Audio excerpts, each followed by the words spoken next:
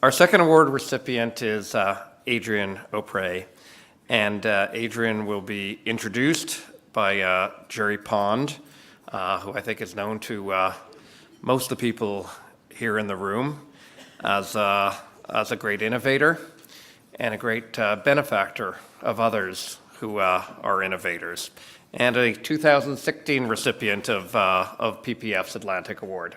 Jerry.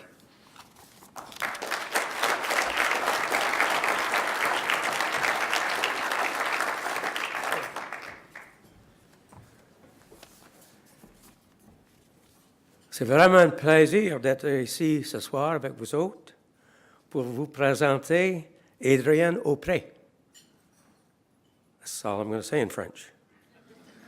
But I could maybe try a little others, but let's move on to Adrienne. Now, Adrienne is currently the CEO of the New Brunswick Business Council. And she comes out with files, you know how that word works in this room, files, about immigration, entrepreneurship, Atlantic Union. No, we haven't done that one yet. But she's been able to put a lot of ideas forward on behalf of the Business Council like no other CEO we've had. And I want to emphasize the skill that's involved in doing that. Because imagine now, these men and women, business leaders, are someone said, the titans of business in the region. And they have names like Ganong and McCain and Armour and Savoie and the odd I word name.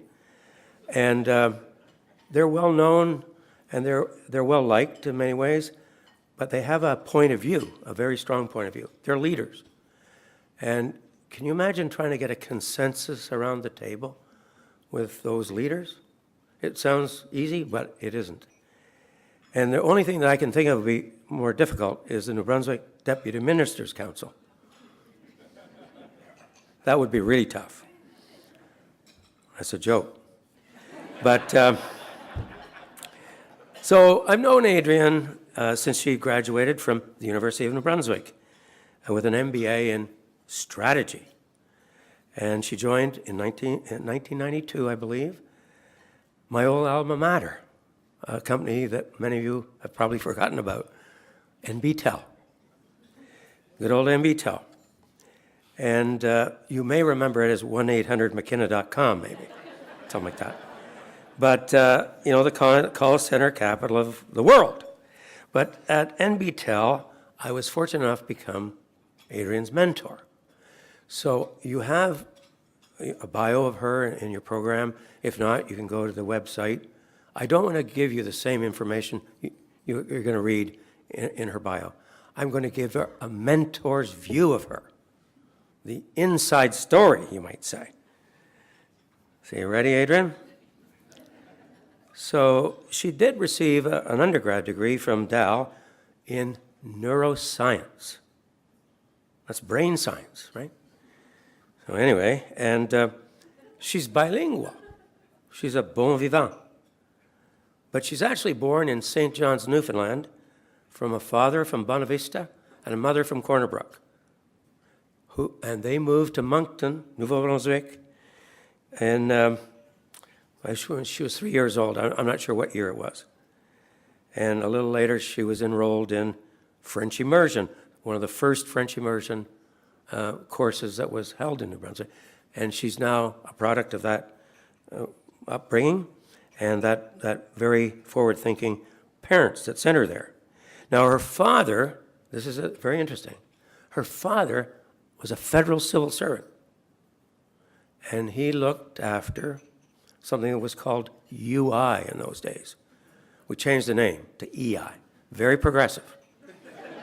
Very progressive. You know what that means now. E versus un, right? And anyway, she wasn't allowed to talk about what her father did because her mother's worried the kids would pick on her. Is that true? Yeah, mostly true. So you see, this is not your normal bio kind of reading thing. I'm not being disrespectful. I'm giving you some of the reasons why she's such a great leader. And this will come out. And I'm not, I checked, my colleague was only 6 minutes. We're supposed to be 3, but we're cheating.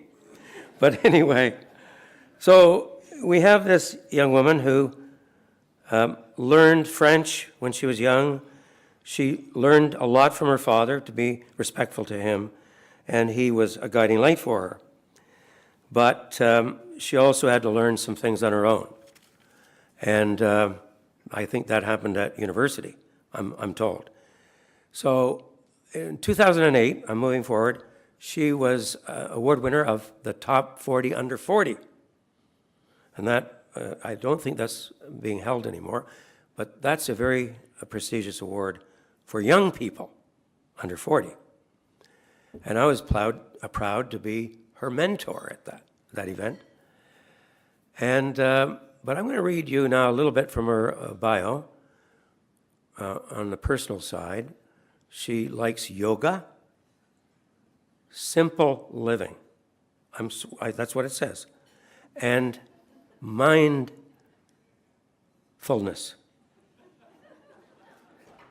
Now, Mike, do you do that? No, I didn't think so. But I got the yoga part. I got the mindfulness part. I don't get the simple living. So she'll probably describe that to you when she's up here to give her talk. I don't get it. And most of her friends don't get it. Mike might get it. I don't get it. So that's something, of course, that is obviously important in her role as leader of strategy for the province. She's at almost every event, plugging away, making sure that people are honest with one another, and also making progress, change. She loves it. She thrives on it. And that's the reason she's going to be our next female premier. Really. She has all the attributes, and she, most of all, has the honesty and the energy to make that happen. And I'm proud to introduce her as our next award winner, Adrienne O'Pray.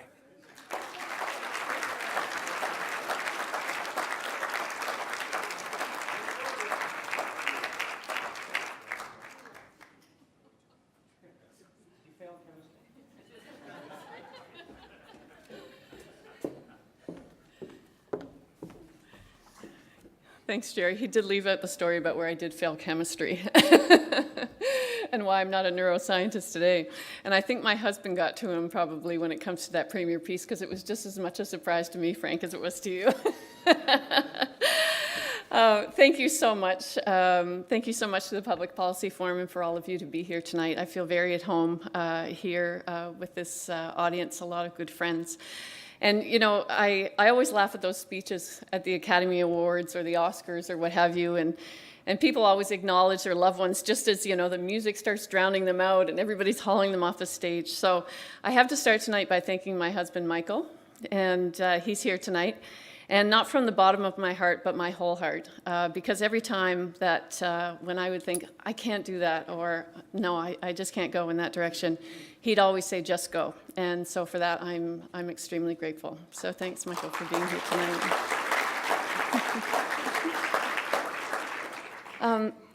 And I'm also grateful for the wisdom of a particular group of people upon whose wings I really believe that I have arrived here tonight. And when you use the word wisdom, it's often with reference to those with many, many years' experience and sometimes a little bit of gray hair. However, in this case, I'm referring to a group of young leaders that I've had the absolute pleasure of working with over the last 3 years that possess wisdom beyond their years. And this is the group that has brought social innovation labs to New Brunswick in a big way, and many of whom are here tonight. And so by working with this group, I just feel very fortunate, and I want to acknowledge them tonight because they are amazing Atlantic Canadian leaders. They think Atlantic, they think national, they think global. And I want to acknowledge the work of Nick Scott, who was with the New Brunswick Social Policy Research organization and is now with the provincial government, and also Karina LeBlanc, who is here, for their leadership in social innovation labs here in New Brunswick. And my thanks also, I know many of you today met Amanda Hache. She's the director of New Labs, who is an absolute gem here in our region and who's leading capacity building in social innovation labs in Atlantic Canada and beyond through her involvement actually with the Alberta Energy Futures Lab and also an international community of practice. And by sharing her tremendous knowledge and others, she's actually attracted people to Atlantic Canada like Rose Moss and Louis Muirhead from across Canada to work with us here in this region. And so if that isn't immigration, I don't know what is. We're bringing people from Toronto to come here to do this amazing work. And I also want to acknowledge the other conveners of the Economic Immigration Lab, which many of you heard a bit about today. And it's the first 3-year standing lab to launch here in New Brunswick. So along with me at the Business Council, Alex LeBlanc from the New Brunswick Multicultural Council has been a partner with me on since day one. And in fact, it was a workshop that was hosted by the Pond Dishbande Center, and Karina and Jake Wildman-Sisk and Nick Scott from NB Sprin were hosting this workshop. And the question, what we were asked to do after sort of an overview of social innovation labs was to think about what is that big, complex problem, social problem we need to solve here in the region using social innovation labs. And so Alex and I, we were asked to hold up, what is your big issue? And so we were asked to hold up sort of an 8x10 poster. And Alex and I were the two in the room that had immigration. And we were on opposite sides of the room. So we're holding this up and we see each other across the room. And it was almost like the Chariots of Fire music was playing in the background as we made our way to each other.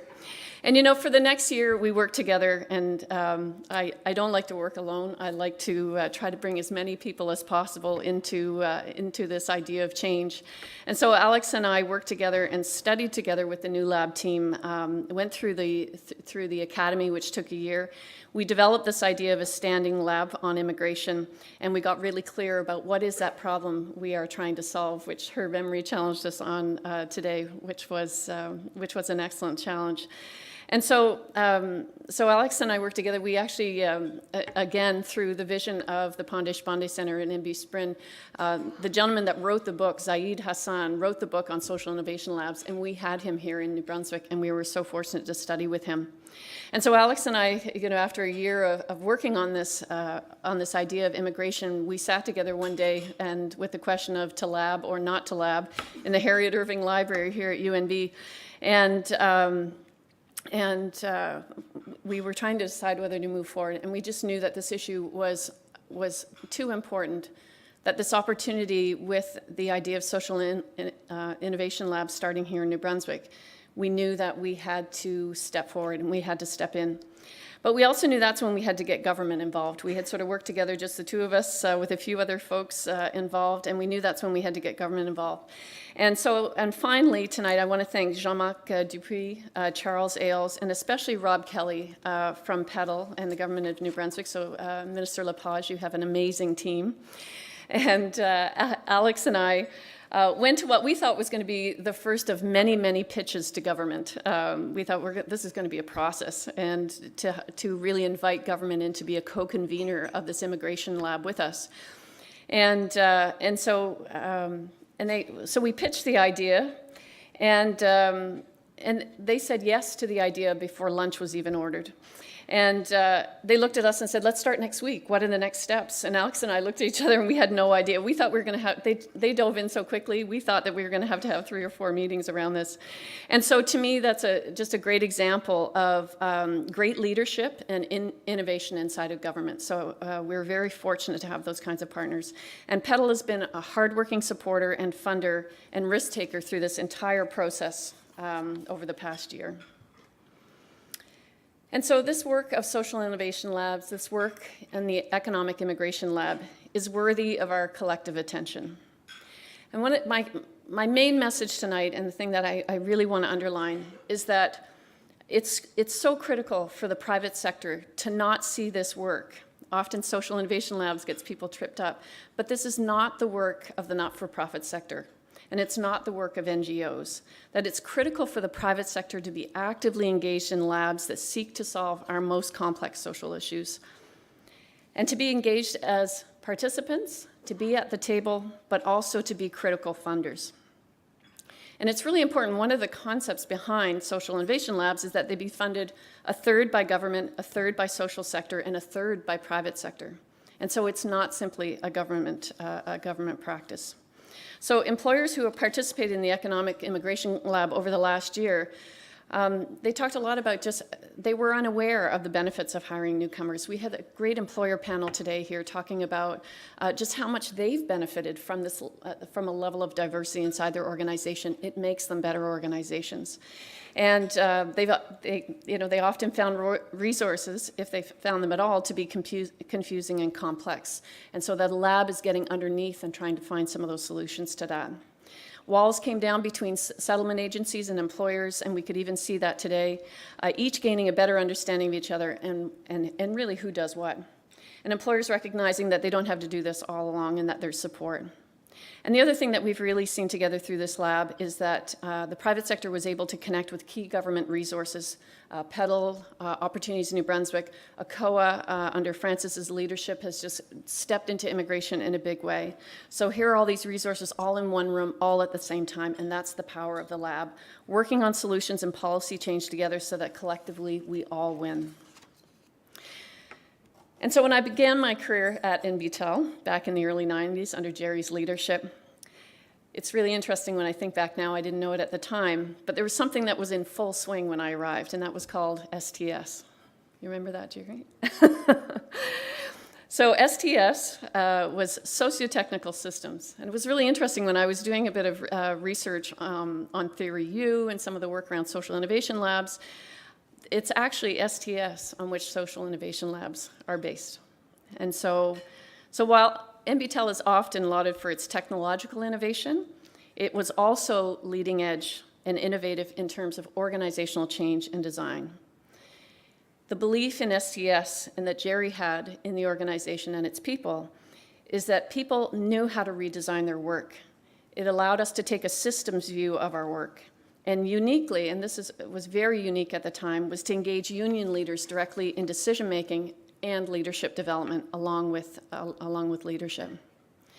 So in my experience, actually, the NBTEL culture is unrivaled still today. So it's no wonder that I'm so drawn to the principles of social innovation labs, addressing complex problems by looking at the whole system, directly engaging with those involved to innovate, using prototypes to really create sustainable change. In fact, these are the values in which I was raised in my early days at NBTEL and why they so deeply resonate with me today. So of course, this brings me to another man in my life who's been a constant over the past 25 years, who introduced me tonight, Jerry. And even my kids have never met Jerry. Jerry is actually a household name on Rockport Drive, where we live. Jerry's like a rock star. He's like Sting or Prince. He's just known in our house as Jerry. And so for Jerry to introduce me this evening is an absolute honor on top of an already incredible honor. So thank you so much to the Public Policy Forum for your important work across our great country, as Frank so aptly described for us tonight, and put that vigor in our wings. And for your presence here in Atlantic Canada. It really means a lot. And to Frank McKenna, for allowing me to be presented an award that carries your name is truly an honor. Alors, merci beaucoup pour ce soir. Merci, Jerry. Namaste.